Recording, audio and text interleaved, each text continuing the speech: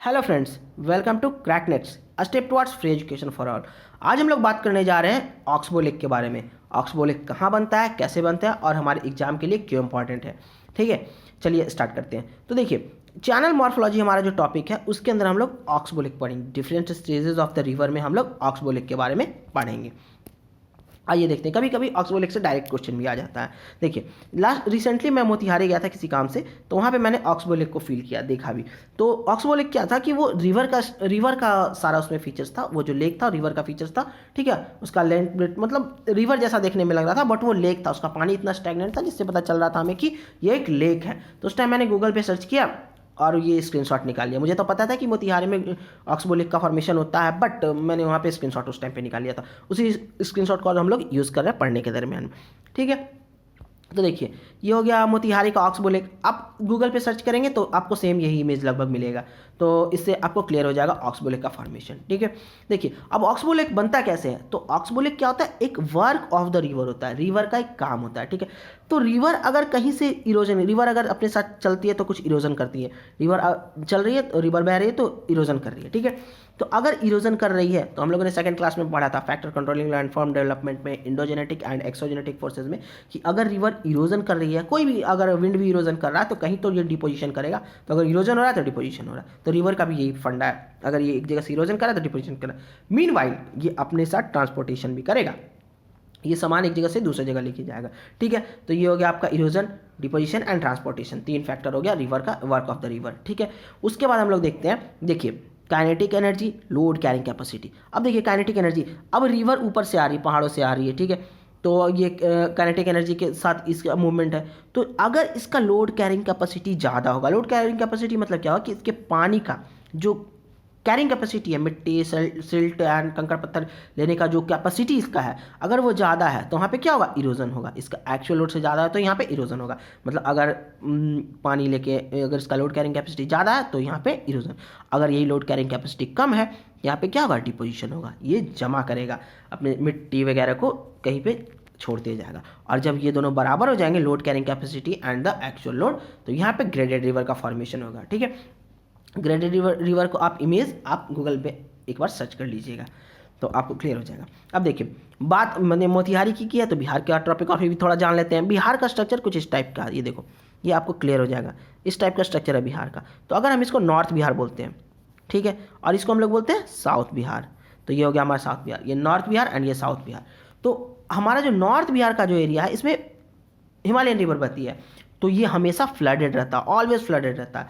और where as south Bihar हमारा क्या रहता है, सूखा ग्रसित रहता है, ड्रॉट रहता है यहाँ पे। तो यहाँ की जो रिवर है वो नॉर्थ बिहार में फ्लड लाती है, और ये साउथ बिहार की रिवर जो है यहाँ पे ड्रॉट लाती है। तो हम लोग ये देखेंगे, अभी मैं एक recently reverse of the Bihar पे वीडियो बना दूंगा, उसका मैंने पीपीटी तैयार कर लिया, तो उसका मैं वीडियो बना दूंगा। तो उसमें आपको क्लियर हो जाएगा कि बिहार में रिवर कैसे फ्लो करती है। और ये हमारा जो बीच में होता है, लगभग वो गंगा रिवर लगभग बिहार को दो पार्ट में डिवाइड करती है। चलिए हम लोग आगे देखते हैं ऑक्सबो लेक। तो ऑक्सबो लेक के फॉर्मेशन के दरमियान ये देखिए, मैंने एक मतलब ये डेफिनेशन लिखा है। ऑक्सबो लेक क्या होता है, क्रिस्टेंट शेप का होता है, रिवर के अलॉन्ग साइड में बनता है। ठीक है, और ये over period of time, long period of time में इरोजन एंड डिपोजिशन की वजह से ये ऑक्सबो लेक का फॉर्मेशन होता है। यहाँ तक समझ में आ गया। देखिए, अब ये ऑक्सबो लेक है तो यहाँ पे देखिए कुछ एक लूप जैसा स्ट्रक्चर होता है, इस टाइप का लूप जैसा स्ट्रक्चर होता है। ठीक है, हम लोग आगे देख लेते हैं, नेक्स्ट स्लाइड में हम लोग ये देख लेंगे लूप टाइप का स्ट्रक्चर क्या है और कहाँ पे डिपॉजिट जमा होता है, किसकी वजह से ऑक्सबो लेक का फॉर्मेशन होता है। देखिए, ये आ गया हमारा फाइनल डायग्राम। ये देखिए, सपोज करो ये रिवर है। ठीक है, तो अगर रिवर इधर से आ रही है, रिवर इधर से आ रही है, तो अगर इसने अपना पाथ चेंज कर लिया, जैसे कि यहाँ पे अपना पाथ चेंज कर लिया ड्यू टू सर्टेन रीजन्स, अगर इसके नीचे हार्ड बेडरॉक आ गया उसकी वजह से पाथ चेंज कर लिया, या सम इंसेक्ट्स की वजह से, जैसे टर्टल इधर घर बना लिए, उसकी वजह से भी very long period of time में, छोटा छोटा पीरियड ऑफ टाइम में नहीं, बहुत बड़े पीरियड ऑफ टाइम में, अगर यहाँ पे मिट्टी का कटाव शुरू हो गया तो यहाँ से नदी अपना रास्ता धीरे धीरे करके बदल लेगी। ठीक है, तो यहाँ से आया तो यहाँ स्पीड से आ रहा तो यहाँ पे स्ट्राइक आउट करेगा पानी को, फिर इधर आया तो यहाँ पे भी स्ट्राइक आउट करेगा, फिर यहाँ से पानी आया तो यहाँ पे भी स्ट्राइक आउट करेगा, फिर इधर आया तो इधर से भी स्ट्राइक आउट करेगा। मतलब इधर से पानी आ रही, यहाँ पे टक्कर खाए, यहाँ पे टक्कर खाया, फिर इधर पे, तो यहाँ पे इरोजन होगा। वेयर एज जो इसका जो पीछे वाला पोर्शन है, इस पोर्शन में यहाँ पे डिपोजिशन होगा, यहाँ पे भी डिपोजिशन होगा, यहाँ पे भी डिपोजिशन होगा और यहाँ पे भी डिपोजिशन होगा। ठीक है, इन सब जगह पे मिट्टी जमा होगी और यहाँ पे इरोजन होगा। इतना बातें क्लियर होगी। अब देखिए, अगर ये किसी थोड़ा टाइम के बाद ये ऐसे हो जाएगा, थोड़ा टाइम के बाद ये भी ऐसे हो जाएगा, थोड़ा टाइम के बाद फिर से आगे बढ़ेगा और ये आगे बढ़ेगा, तो ये मिल जाएगा।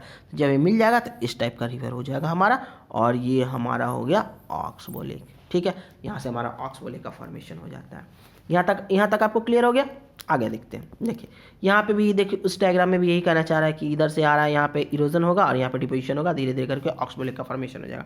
ये सैटेलाइट व्यू है रिवर का। ये देखिए किस तरह से यहाँ पे रिवर आ रही है, बह रही है और ये फॉर्मेशन करते जाती है ऑक्सबो लेक का। और ये सब जो सारा डेफिनेशन वगैरह मैंने लिखा है, इसको आप एक बार जस्ट देख लीजिएगा तो आपको पूरा क्लियर हो जाएगा कि कैसे रिवर घूमती है, कैसे मिएंडर्स बनते हैं। ये मिएंडर्स हो गए।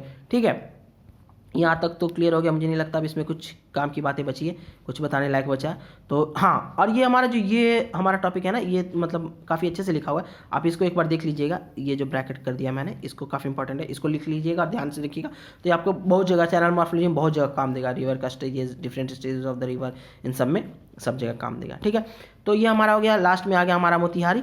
मोतिहारी का जो ये हमारा, इसका नाम उन्होंने मोती झील रखा है, इस लेक का नाम ऑक्सबो लेक का। ठीक है, तो आप ये देख लीजिए मोतिहारी क्यों इंपॉर्टेंट है, चंपारण से इसका क्या रिलेशन है, नील की खेती, गांधी जी का स्ट्रगल मूवमेंट कहाँ से स्टार्ट हुआ था, ये सब इंपॉर्टेंट है। तो ये सब भी आप एक बार देख लीजिएगा, काफ़ी इंपॉर्टेंट आता है। और गूगल पे आप जरूर एक बार सर्च कर लीजिएगा।